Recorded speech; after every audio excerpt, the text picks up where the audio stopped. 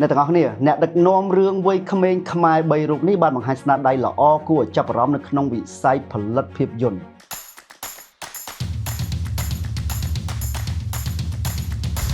អ្នកដឹកនាំរឿងវ័យក្មេងទី1មានឈ្មោះថាគឹមអានសុផាស័កមានវ័យ30ឆ្នាំកើតនៅក្នុងទីក្រុងភ្នំពេញបន្ទាប់ពីបានរៀនបញ្ចប់បាក់ឌុបនៅវិទ្យាល័យបាក់ទូកសុផាស័កក៏បានបន្តរៀនបរិញ្ញាបត្រជំនាញព័ត៌មានវិទ្យានៅសាកលវិទ្យាល័យភូមិន្ទភ្នំពេញហើយក៏បានចូលរៀនវគ្គបណ្ដុះបណ្ដាលភាពយន្តខ្លីកម្ពុជាចំនួនទី1នៅនាយកដ្ឋានភាពយន្តកម្ពុជាបាននិយាយពីបេះដូងស្រឡាញ់វិស័យកុនរបស់ស័កគឺបានចាប់ផ្ដើមឡើងដំបូងតាំងពីអាយុប្រហែល10ឆ្នាំដែលពេលនោះប៉ាម៉ាក់របស់ស័កបាននាំទៅមើលកុនជាលើកទី1គឺរឿងពុទ្ធិសែននាងកង្រីនៅរោងកុនលុចការងារដំបូងរបស់ស័កគឺនៅក្នុងឆ្នាំ2014ជាអ្នកថតរូបហើយបានបន្តអភិវឌ្ឍខ្លួនជាមួយតួនាទីផ្សេងជាច្រើនក្នុងនោះរួមមានអ្នកថតវីដេអូអ្នកសរសេររឿងផលិតករនិងដឹកនាំរឿងរហូតដល់ពាក់កណ្ដាលឆ្នាំ2018ស័កក៏បានធ្វើការងារពេញម៉ោងជាអ្នកដឹកនាំប្លង់ថតនិងផលិតករដល់ពេលបច្ចុប្បន្នស្នាដៃធំទី1សម្រាប់ស័កគឺភាពយន្តខ្នាតខ្លីដែលមានចំណងជើងថា Red Gloveឬជាភាសាខ្មែរហៅថាកង់ក្រហមនៅក្នុងឆ្នាំ2016ដែលសាច់រឿងនិយាយអំពីកីឡាករប្រដាល់2រូបជាមិត្តភក្តិជិតស្និទ្ធនឹងគ្នាត្រូវប្រយុទ្ធគ្នាដើម្បីចេញទៅប្រកួតនៅក្រៅប្រទេសស្នាដៃផ្សេងរួមមានភាពយន្តខ្នាតខ្លីរឿងចាប់ជំរិតក្នុងឆ្នាំ2017រឿងស្នេហ៍ឆ្លងវេហាឆ្នាំ2020រឿងផ្លូវបត់ឆ្នាំ2024រឿងដុំមានចំណងជើងថាវិប្លៈរចនាឆ្នាំ2017ផ្ទះបាយស្នេហ៍ឆ្នាំ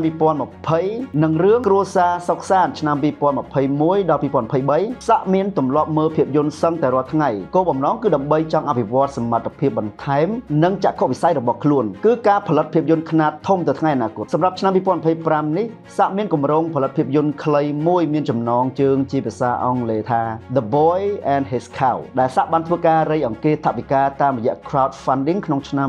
2024អ្នកដឹកនាំរឿងវ័យក្មេងទី2មានឈ្មោះថា Ken Sydney មានវ័យ20ឆ្នាំកើតនៅក្នុងខេត្តកំពង់ចាមមានកំណើតចេញពីគ្រួសារអ្នកចាប់អាជីពពេទ្យនិងមានបងប្អូនសុទ្ធតែខាងពេទ្យតែមានតែខ្លួនឯងមួយគត់ដែលប្រឡូកចូលខាងវិស័យភាពយន្តនៅវិទ្យាល័យ Sydney ជាសិស្សពូកែមុខវិជ្ជាគណិតវិទ្យាហើយបានរៀនបញ្ចប់បាក់ឌុបនៅវិទ្យាល័យហ៊ុនសែនស្គុនមុននឹងទៅបន្តការសិក្សាថ្នាក់បរិញ្ញាបត្រនៅសាកលវិទ្យាល័យ Paragon នៅទីក្រុងភ្នំពេញដោយចាប់យកជំនាញគ្រប់គ្រងពាណិជ្ជកម្ម Sydney មានចំណង់ចំណូលចិត្តមើលភាពយន្ត Hollywood តាំងពីនៅរៀនថ្នាក់បឋមម្ល៉េះដោយតែងតែមានចម្ងល់ថាហេតុអីបានជាកុនរបស់គេល្អមើលខ្លាំងបច្ចេកទេសថតរបស់គេមានគុណភាពហើយតែងតែមានបំណងចង់រៀននិពន្ធរឿងនិងផលិតវីដេអូដោយខ្លួនឯងថ្ងៃណាមួយនិមិត្តរូបរបស់ Sydney គឺលោក Peter McKinnon ជា YouTube creator នៅក្នុងប្រទេសកាណាដាវីដេអូរបស់គាត់បានបង្រៀន Sydney នៅតិចនិចក្នុងការផលិតវីដេអូជាច្រើនរួមទាំងបច្ចេកទេសកាមេរ៉ាសំឡេងនិងកាត់តលោក Peter គឺជាមូលហេតុដែលនាំឲ្យ Sydney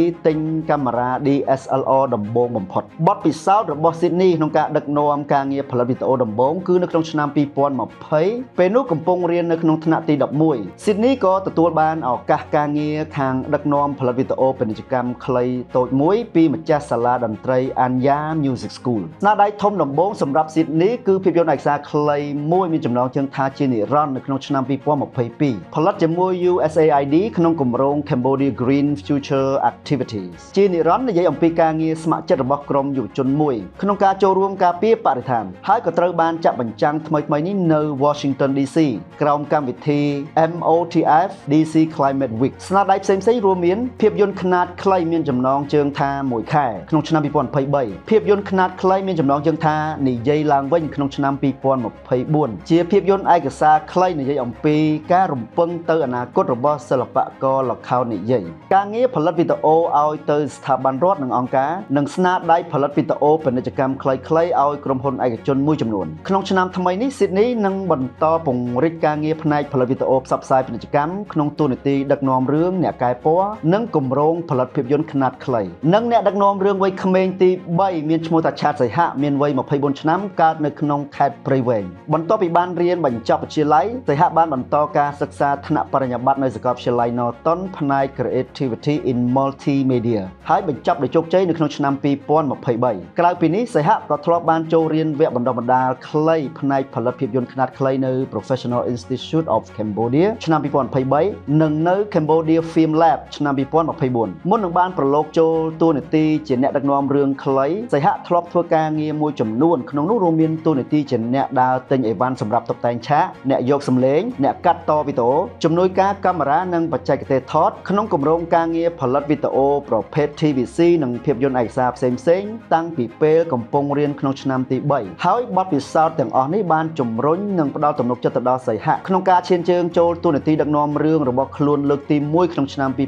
2024មានចំណងជើងថាទៅអត់និយាយអំពីក្មេងស្រីវ័យ19ឆ្នាំម្នាក់ឈ្មោះនីតាដែលបានរត់ចាក់ចេញពីស្រុកកំណើតជាមួយនឹងលុយ20,000 រៀលដើម្បីមករៀនបន្តផ្នែកគរុកោសល្យនៅភ្នំពេញទាំងដែលគ្រួសារមិនបានអនុញ្ញាតប៉ុន្តែលុយដែលនាងមាននោះត្រូវបានចោលលួចអស់ពីខ្លួនបញ្ហាលុយនេះហើយដែលធ្វើឲ្យនីតាមិនដឹងធ្វើយ៉ាងណាដើម្បីមានលុយបន្តរស់នៅនិងសិក្សានៅទីក្រុងភ្នំពេញនីតាក៏បានសម្រេចចិត្តទៅធ្វើជាស្រីបារជាមួយនារីម្នាក់ទៀតនៅក្បែរបន្ទប់ដែលទើបតែស្គាល់គ្នាសាច់រឿងរបស់ភាពយន្តខ្នាតខ្លីមួយនេះពីដំបូងទទួលបានការសាទរនិងជ្រើសរើសដោយគណៈកម្មការ Cambodia Film Lab សម្រាប់យកទៅផលិតជាផ្លូវការហើយក៏ជាស្នាដៃធំដំបូងដែលសីហៈបានដឹកនាំនិងទទួលបានពានរង្វាន់ Best Film ជាភាពយន្តខ្នាតខ្លីលេខ1និងពានរង្វាន់ Best Content ជាភាពយន្តដែលមានមាតិកាល្អបំផុតហើយរឿងនេះក៏នឹងត្រូវយកទៅបញ្ចាំងនៅក្រៅប្រទេសក្នុងពេលឆាប់ៗនេះផងដែរបុគ្គលខ្មែរមួយចំនួនដែលតែងតែណែនាំនិងលើកទឹកចិត្តហើយក៏ជាបុគ្គលដែលសីហៈតែងតែយកគំរូតាមនោះមានដូចជាលោកជុំសុធា លោកកាន់ម៉ូនីដារុងអ្នកនាងសុធាអ៊ីណេសនិងលោកចែកជឺមីសម្រាប់ឆ្នាំថ្មីនេះសីហៈនឹងបន្តការងារអាជីពរបស់ខ្លួនក្នុងគម្រោងផលិតវីដេអូផ្សេងៗហើយក៏នឹងមានការផលិតភាពយន្តខ្នាតខ្លីមួយដែលមានចំណងជើងថាគិតមើលសិនអរគុណអ្នកទាំងអស់គ្នាដែលបានមើលវីដេអូនេះពីដើមរហូតដល់ចប់យើងនឹងជួបគ្នានៅក្នុងវីដេអូក្រោយៗទៀត and remember be kind and stay curious